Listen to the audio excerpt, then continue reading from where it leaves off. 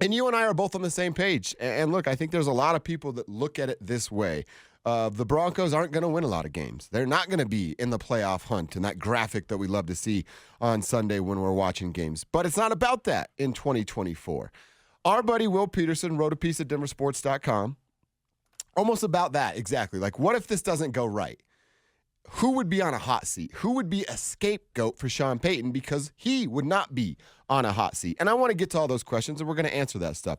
But before we answer that, can we define here together what not going well would be? What a failure of a season would look like for the Denver Broncos that then would lead to these kind of conversations as to who's going to fall on the sword for the failures? Yeah, I mean, I think 5-6 wins.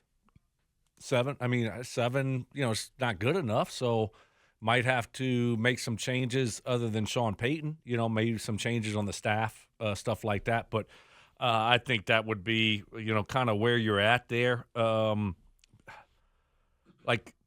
would you think it would you look said like? 5 or 6. That's kind of where I'm expecting them to live. I know, but still, even though you expect it, that's still not they're not expecting it. They don't. I mean, that's still a failure for them, don't you think? Well, here's the deal. Even if they're realistic about it, like we are, and just saying, all right, probably going to be a tough year. We get to 5. If we get to 6 wins, I mean, we beat Vegas over. Right. I mean, they're over under there. But it's perception at that point. It's perception. Mm-hmm. You're just going to roll out the same coaching together. We're going to have the same defensive coordinator. He's probably not going to fire any of the offensive coaches. That's his side. So it's just perception.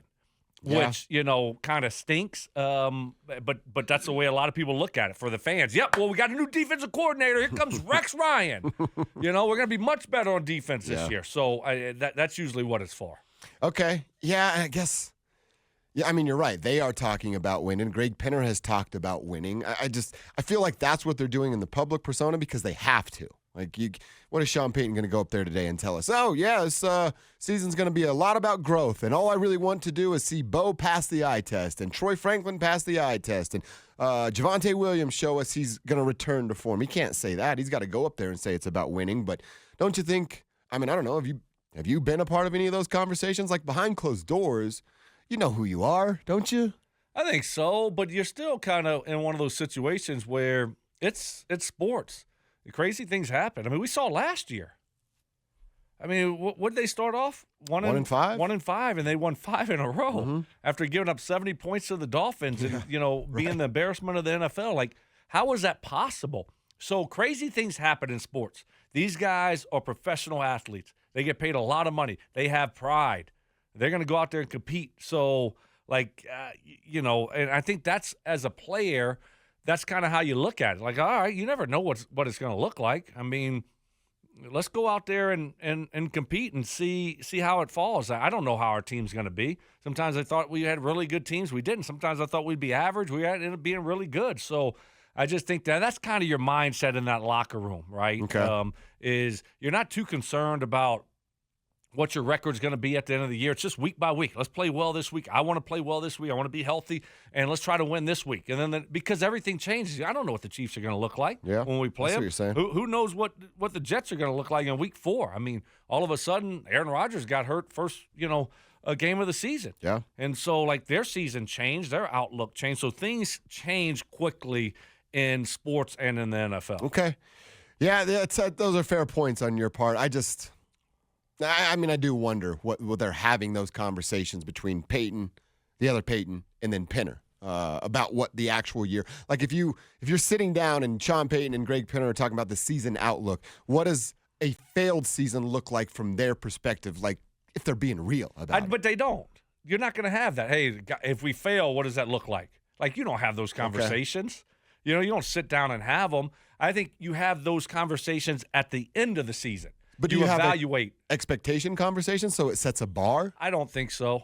Because you don't know what it's going to look like week 8, week 10. Okay. I don't know what our team's going to look like. Is Bo Nix starting? Is he not starting? Who's starting for us? I don't so there's so much that changes. I don't think you get too far out in front of yourself. I think maybe you had the conversation, halfway through the season, after the bye week. Maybe you have you catch up weekly with the coach. How did last week go? but you don't want to look too far ahead because you just don't know what it's going to look like for your team. Like you set certain expectations, and all of a sudden your team is, playing a rookie quarterback. Yeah. Okay, well, it might change a little bit. I just think that's how they go about it. And then at the end of the year, you kind of evaluate everything. But obviously they talk and they meet during the season. But I don't think you look too far ahead. I think it's like you're kind of looking back and then looking at the next week. Like, what are we going to try to do next week? What's the plan there? That's probably the best approach when it comes to looking at your football team and what the expectations could be. And as far as, I guess, like personal expectations for me, I would say, and again, you're right, there are variables that this is, an always moving or an ongoing opinion that will change with different circumstances. But I don't, 5-6 wins, you said it, man. You get to that over number on Vegas, I'm like, a pretty good season for what this roster is and a young rookie quarterback and what it's supposed to be. I look at it as a failure as Bo's not the guy and they're 2-15. Oh, yeah. I mean, that's an obvious failure, right? Like everyone would call that a failure. Yeah, I think so. But I don't look at like 5-12 or 6-11 with Bo passing the eye test as a failure in any way. No, I'm fired up about that season. Well, I don't know if I'm fired up, but I'm fired up about Bo Nix. Yeah. I'm not fired up about watching bad football, but I'm fired up about Bo Nix. I'm just numb to it at this point. Yeah, exactly. Used to it. But I think overall that's what we're looking for, right? We've talked a lot about it, is the development of these young guys. And if we can see that, especially the quarterback, then whatever the record is, that's besides the point. Mm-hmm. This team isn't going to the playoffs this year. It's just not going to happen. So we're looking for other things here. But certainly, you win 2, 3, 4 games. I think, that's a failure and that's an awful season. So it's more to that.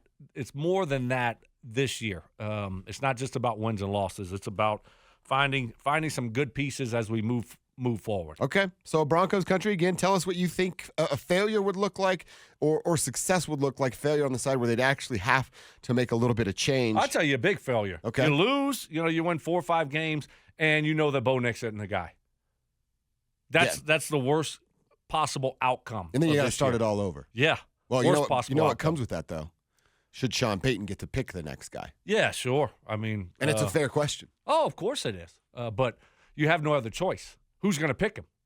What are we going to do? Yeah, you're going to cut Sean short after 2 seasons right. and still owe him 3 years at $18 million per? Well, I don't think you're not gonna fire him. So if he's going to have the job and he's going back out there, you got to let him do his job and try again. You don't think there'd be a conversation had about Sean's job? No.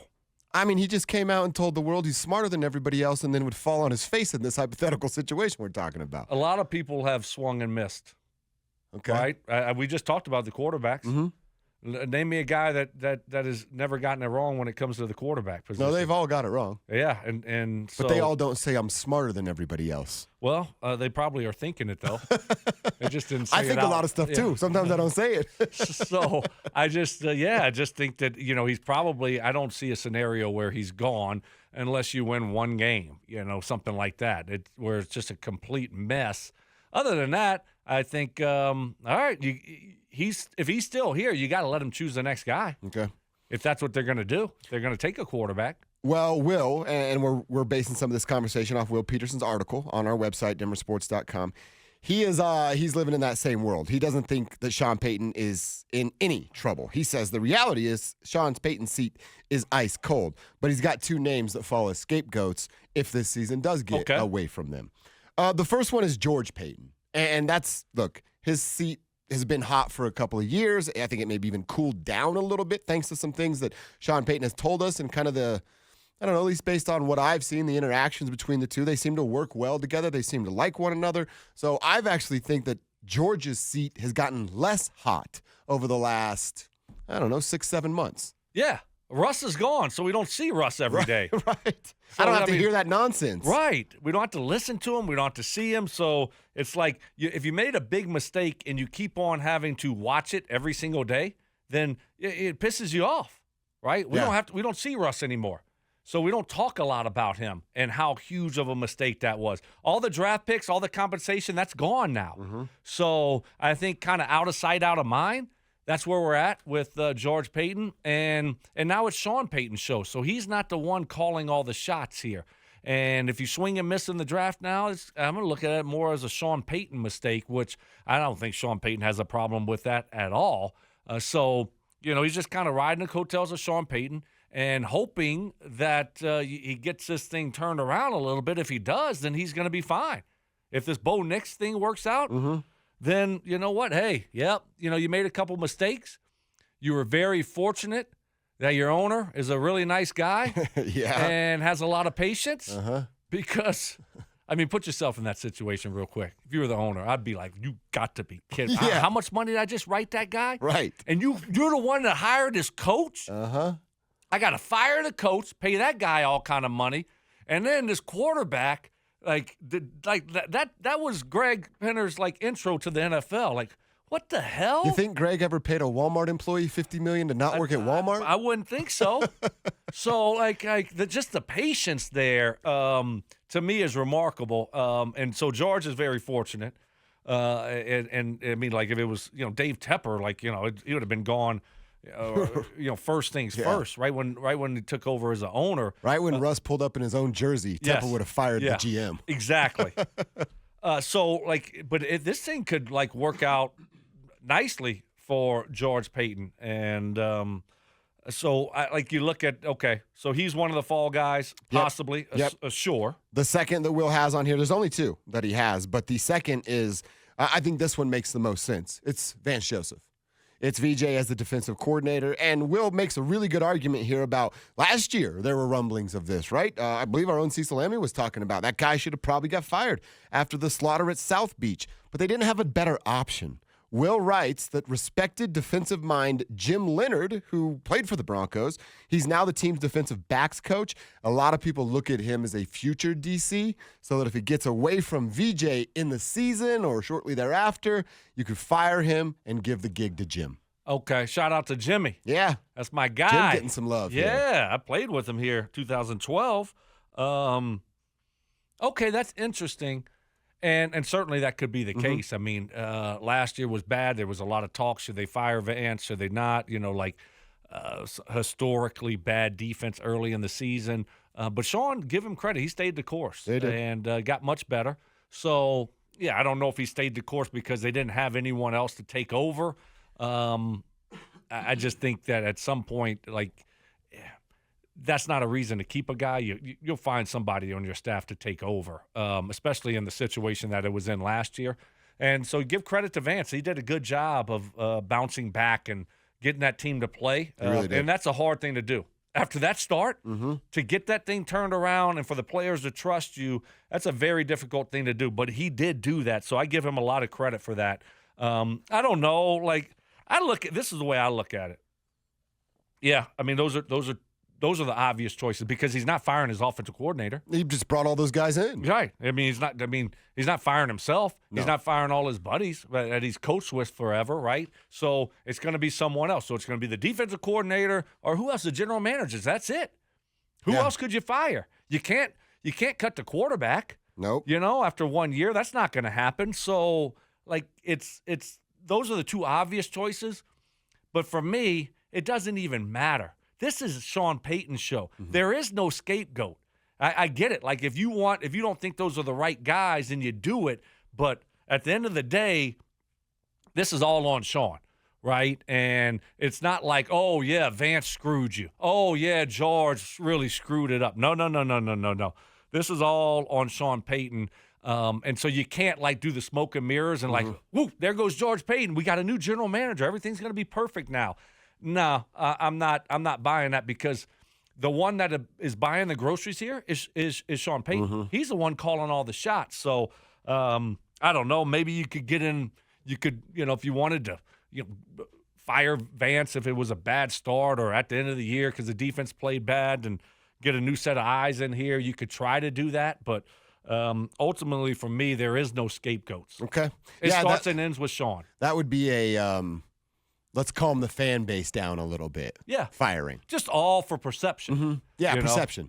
So it's and sometimes you do that. You have to do that, if you're running an organization because like I talked about earlier, if you don't make any moves, people look at it, there's no energy from the fan base. There's no excitement. No. They look at it and say, well, they just won 4 games last year, and they're bringing everybody back. They haven't changed anything. What's going to make it better the next year? Yeah. Right? You're right. So you just have to change to change.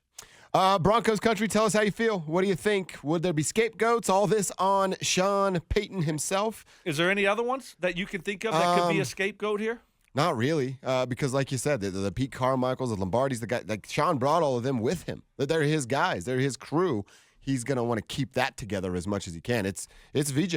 It's VJ even more so than George Payton to me. VJ is first and foremost. Yeah, I think you're right. And Sean runs the offense. I mean, it's his show, right. So it's not like those other guys are a big part of it, obviously. But like ultimately, Sean's the one that's calling the plays in and kind of orchestrating this thing. So and he's not going to give that up either. The option of like, oh no, I just won't call plays next year. That he's not doing that either, right?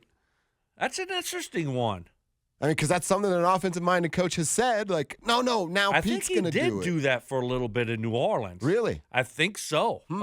At different points, not like fully, but I might be wrong there. But no, that like if Bo Nix is really struggling and the offense is really struggling, you could see him say, "All right, look, I'm gonna turn this thing over to a new set of eyes here." Okay, that's a possibility. Look at you, you just stumbled into that. You didn't even know what you were doing. I mean, I kind of knew. No, I don't think you did. You're like, that can't be. Like, no, I think. I didn't think his ego would allow him to do that. But when stuff is bad, you can have a big ego. But I do think that Sean, obviously, is a very smart guy, and I think he's realistic about the situation. And sometimes if things aren't going well, nobody likes to lose. Mm-hmm. I think Sean would put his ego aside there and say, all right, let's give this guy a chance. Okay. And see what it looks like. Anything to kind of jumpstart your offense or your football team, I think you're willing to do. Most coaches are willing to do, and I think Sean would do that. Okay.